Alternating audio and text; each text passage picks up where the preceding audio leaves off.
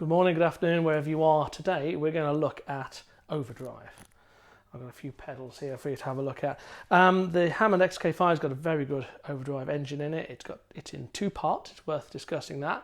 There is a nice tube, and then there is a DSP, which, depending on your firmware revision, is either good or not fantastic. We can get into that later. I've also got an array of pedals that I've procured over the years from that really old, my very first overdrive pedal, Aria OD1, to my very latest overdrive pedal, the Lounsberry organ grinder. Got here an Ibanez tube screamer that I've borrowed from a guitarist I know, Boss Blues Driver, Boss Overdrive OD3, and out of the loop at the moment because it's so damn noisy, I've got a Rat as well, the Rat.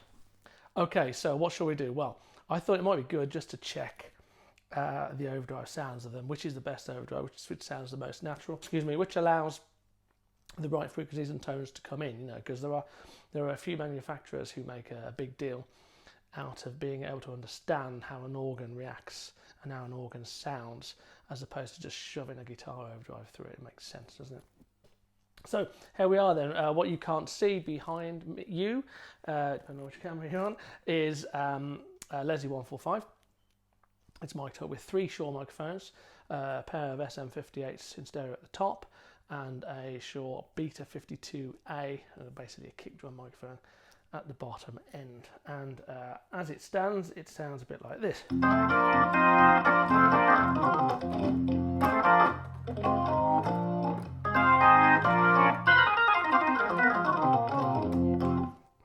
Lovely, isn't it? Of course it bloody is. Right, so let's look at the XK5, right, which is a monstrous tool.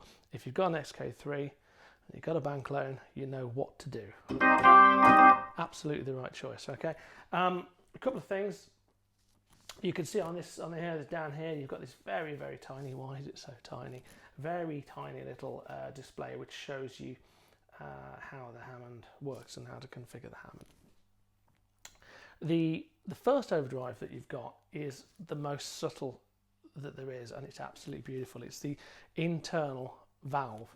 There are a few ways to drive it. There's me going down to 0 here. So it's nice and clean. And it's very subtle when it comes in. Let's see if you can hear it, bring it in.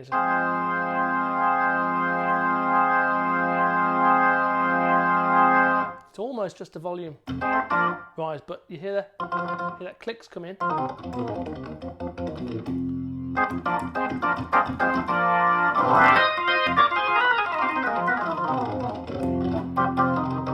Very nice, and it also brings with a bit of body to it, as if you're cooking. Yeah, there's a bit of warmth, a bit of bottom end. Not bad at all. It's not overdrive how we like it, is it? It's warm, it's churchy, and it makes it sing a bit at the top there as well. But you're not going to be any heavy rock covers band playing organ with that. So I tend to have that down a little bit, and I have it down to around the drive section, around 70. I don't know if you can see that over there. And that, smooth. Just enough click and all those bits and bobs. Lovely. Now, over on the right-hand side over here, you've got a button called overdrive, which you would foolishly think was the overdrive for that, wouldn't you? But it is not. It's DSP overdrive, and out the box when this shipped, you press that button and it made quite a horrible noise actually, and also it killed the sound as you pressed the button, and then it came back on after, so you had like a little gap. So if you were going for a lead break or something and press it, you'd have that little gap that made everyone think you'd missed the key, which is great. Let's switch it on though. So now, latest firmware, 3 point something, depending on where you are, on. Turn right down.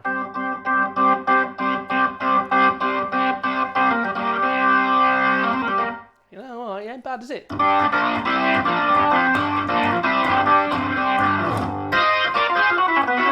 And you'd expect it, to be quite good, wouldn't you? Because it's on the XK5, it's Hammond, and it's built for it. Bassy, nice and bassy. He's not bad. He's not bad.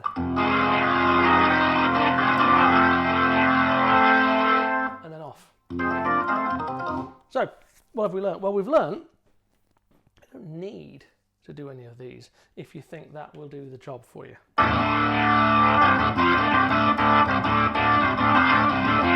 And in many cases, it will do the job for you. Let's go through these pedals here. I'll leave the Rat for a minute because it's just too noisy to record. Okay. So, Ibanez ST9 Tube Screamer. Guitarists love this. They're getting worth a few quid as well now as far as pedals are concerned. Let's have a little bash at that one, see what we got.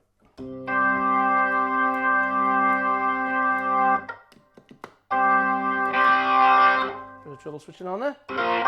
Right, so it's got a certain style to it. You notice it's brought all that reverb up, hasn't it? Because it's in the chain. Let's have that down a little bit.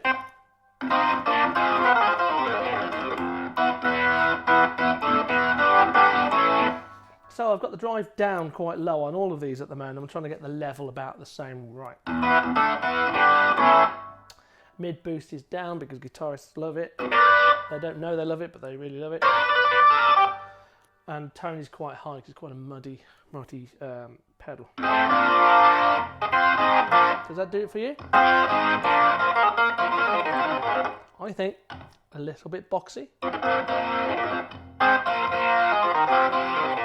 Let's see what happens when we drive it right up. You might want that sort of top end John Lord business, and you know, who wouldn't?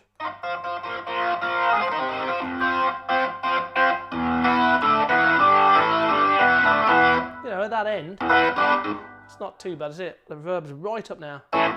Feel it being amplified.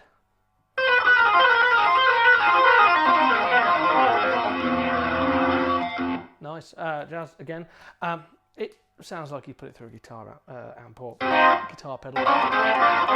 Very, very boxy. So I'm going to say goodbye to the Ibanez Tube Screamer. And back to in church again. Right, so a Boss Blues Driver BD2.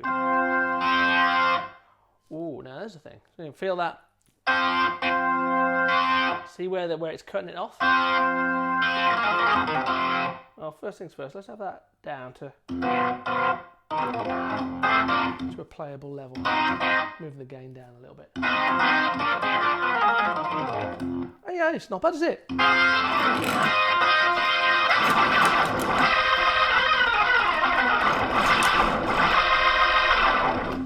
you're getting the beats and you're getting the clasp of the Leslie. I think that's okay for a solo. I don't know if I'd want to play in a band as my... Yeah, it's not... So it's kind of a leady kind of thing, which is not a surprise really, is it? Take the drive. The gain is nearly off. I mean, if I took the gain fully off now, that'd be my rhythm sound, I guess, right?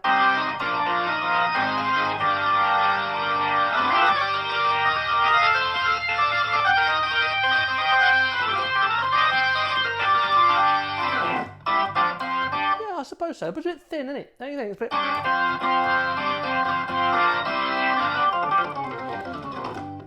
A bit thin, because when you take it off... Oh! It's thicker, so it's lost a little bit of its edge, I think, a little bit there. Let's go to the Boss OD3. Whee! Right, same sketch, let's get the drive down.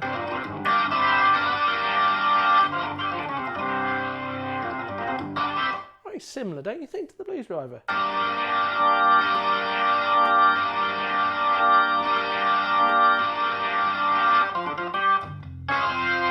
But the bass hasn't gone as much. I think the Blues Driver, you lost that bass end. Yeah, I could play that. Mind you, there's a lot of drive in it. You start putting chords into it.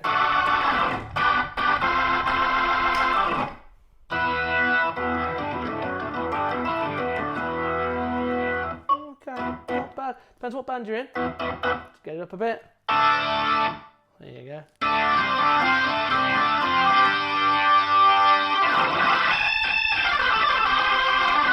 Just a bit too much. Bit too much, perhaps. Right. When I first started playing organ, you can't see it actually, it's behind me. I had a Yamaha SK-20 behind me. Maybe I'll drop that in later and show it to you. I used to run that SK-20 with this Aria OD1. We had a great day down the music shop, getting all the music, the overdrive pedals from the guitar section into the keyboard section. Caused a right old fluster, to be honest, but because nobody knew what was going on or why I was doing it. You know, let's try it. You see, I got a good feeling about it. I mean, you know, all the buttons have gone now. I've had this for, God almighty, I must have had this for 35, 25, 30 years. You can see why I bought it. Take the drive right down. Got a bit more to play with here.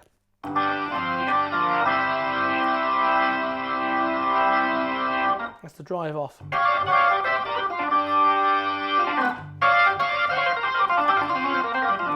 I tried a lot that day, back in the 80 something.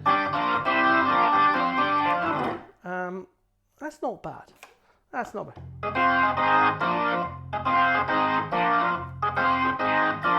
And off. I don't think any of these really are addressing that silky smooth organ sound. You know, and they're not letting the let the Leslie come through as well, I don't think. Let's just go through them again.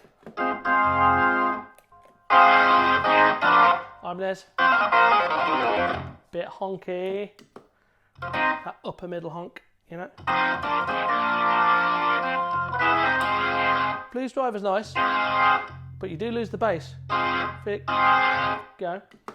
Overdrive. Bass is a little bit better there. Not really playing the rhythm on it so much. Aria OD1.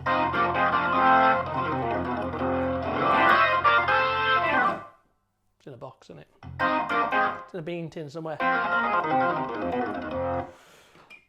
Lounsberry, right, so this is a Lounsberry organ driver with the fish paper point-to-point version.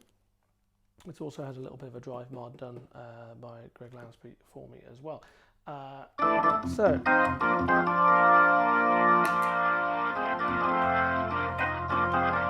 hello. So straight away there, you know, we've got the drive right down. Why not? But you can play chords a bit better.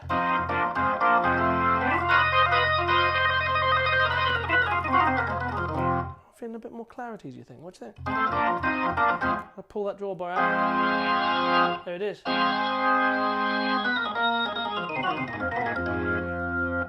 Check it against the blues driver.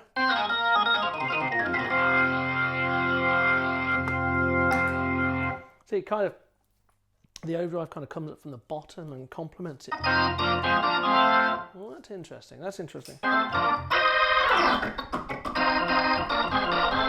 can hear all the reeds there.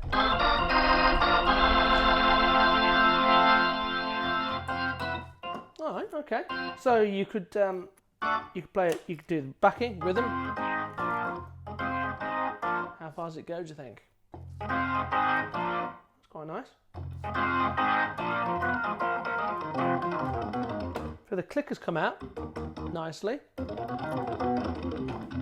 What do you think? But there's a lot of drive there underneath. You know, it's kind of sitting there to put the OD3 on. That's in your face. I mean, that's turned right off. That's turned on. Turned right off. You know that it's almost like the position of the drive is a bit further along the width of the tone. Doesn't make any sense, but you know. Yeah, the organ's breathing more. I think there's more room for the organ to be the organ and have that sound before it gets destroyed by the overdrive, which it will. I hope. Right, so. Ooh. You know, I wouldn't want it any more than that. My click is really loud now.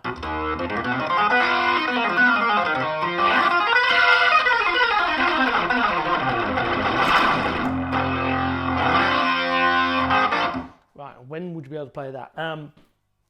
Your Common Garden Deep Purple tribute band, really, or Uriah Heep or something.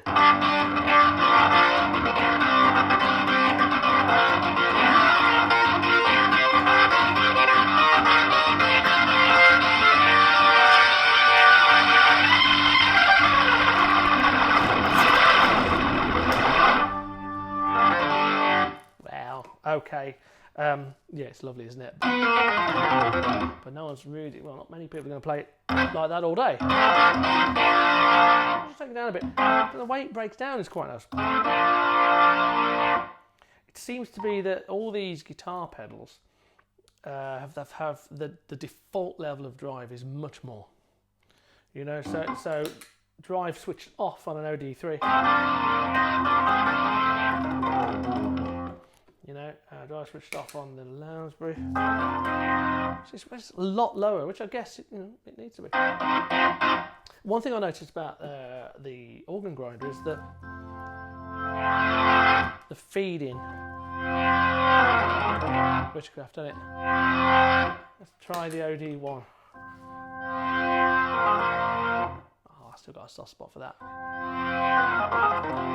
But when it gets there, the upper mid is a bit much. Feed in the OD3. And that's with the now. So I think we've established. I've just established that the overdrive's just too high on those fellas. I think if it were me, if I had like 20 quid, I'd probably get that Aria OD1. And I bet you it's worth more than 20 quid these days, but it cost me £25.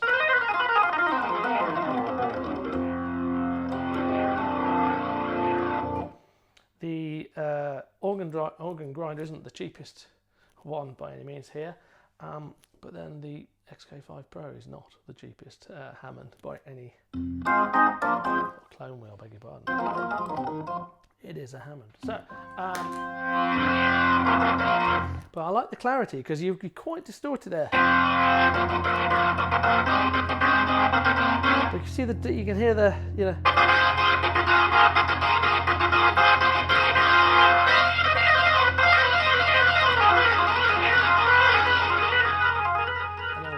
Back right off.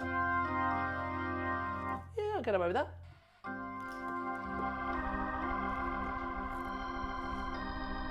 Ah.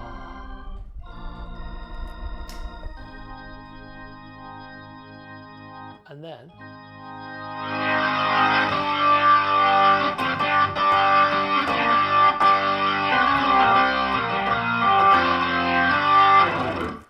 wrong key and everything. So I think for me, I think if I was in the studio, there's a few things I could use, if I'm honest, depending on the kind of sound I was trying to get. The OD3 I thought was nice, kept the bass end, discount the Ibanez ST9 and the Boss Blues Driver BD2, I think. But the OD3 was alright. The Aria AOD1, yeah, I kind of liked. It was a very kind of, I mean, a 60s kind of. Maybe that's it. The organ grinder, I think, is the most usable. Don't you think? Really interested to know what you play. I mean, C3 just out of shot here. There it is. I play that through a 122 over there, and I have an effects loop in it, and I run a micro amp plus MXR micro amp plus, and that gives me that pushes the valve and it gives me a lot of overdrive. It's quite nice. Actually, if I take the effects loop out entirely and just whack it on 10, you know, guess what? It gives me a pretty decent overdrive sound as it is. but that's not something I can get with this organ. You really need that sort of high output business. I should try the organ grinder on the C3 actually, shouldn't I? And see what that does for me. But for the moment, see how you can, I don't know if you can hear it, we'll see, but every note is coming out, whereas they get lost a little bit in the other one. Nothing going on there. Where's that bass? There it is, and it's gone.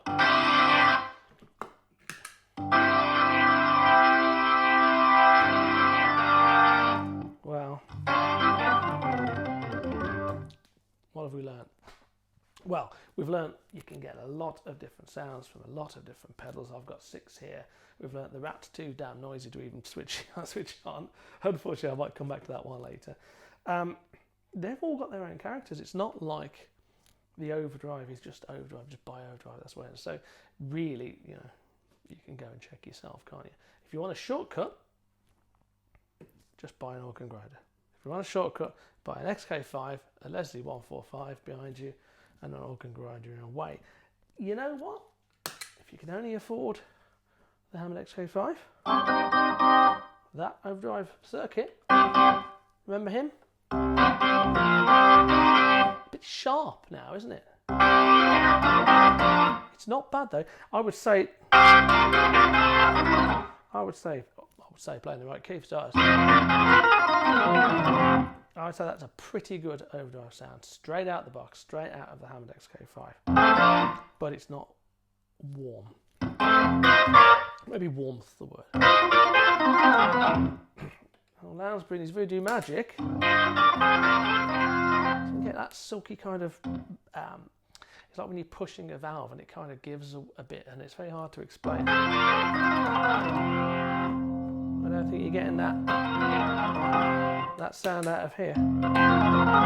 See, they've worked on the bass. I know what they're doing, you know. See about virtual matching transformers and stuff like that on XK5s in previous blogs.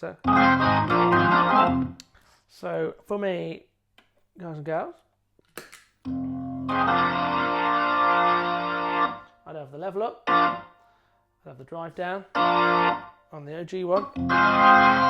Feel the clarity. Hear that bass note? That's not going anywhere.